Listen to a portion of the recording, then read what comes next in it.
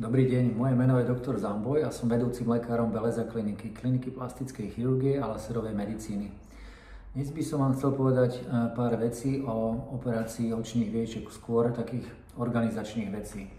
Takže v prípade, ak dojde ku dohode o vykonaní operácie očných viečok, či už horných alebo spodných, pacient alebo klient prichádza na našu kliniku na dohodnutý termín, ide na svoju izbu, na izbe si pacienta ešte odfotíme, zakreslíme si, všetko si povieme ku operačnému plánu.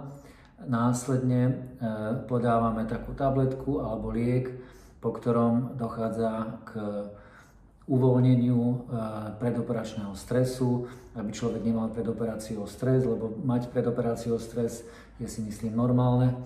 Takže po takejto látke, po takomto lieku dochádza k takému opadnutiu tohto stresu. Kvôli tomu je potrebné si zabezpečiť odvoz z kliniky, pretože nie je vhodné šoférovať po podávaní takýchto liekov.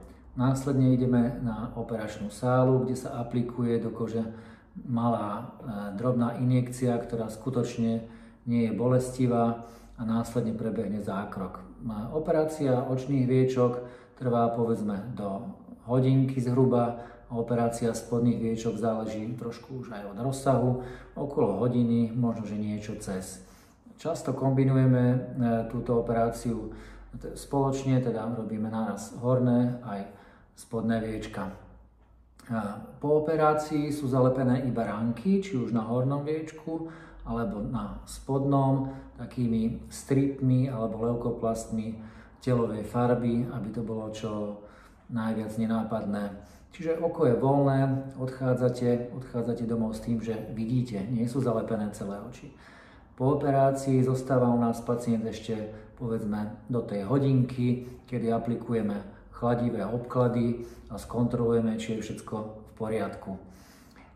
Po zákroku od nás dostávate všetko v zmysle pooperačnej starostlivosti, ako sú chladivé obklady, preväzové gázičky alebo štvorce, lieky od bolesti a lieky proti opuchu. Ešte by som povedal, že operačný priebeh nie je bolestivý, ani takisto v období rekonvalescencie alebo liečby nie sú pociťované nejaké zásadné bolesti.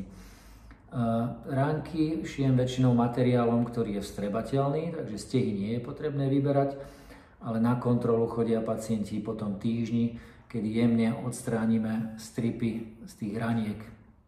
Po týždni je potrebné očakávať ešte pretrvávajúci mierny opúch a zbytky modrín. Je to trošku také individuálne, niekto má po týždni už len skutočne minimálne modriny alebo minimálne zbytky a niekto má ešte výraznejšie. Ale povedzme, že taká základná doba tej rekonvalescencie je od týždňa do 2, v priemere 10-12 dní. A potom diskrétnejšie opuchy pretrvávajú do tých 2 mesiacov. A to už sú skutočne iba také diskrétnejšie opuchy, ktoré je možné veľmi pekne maskovať.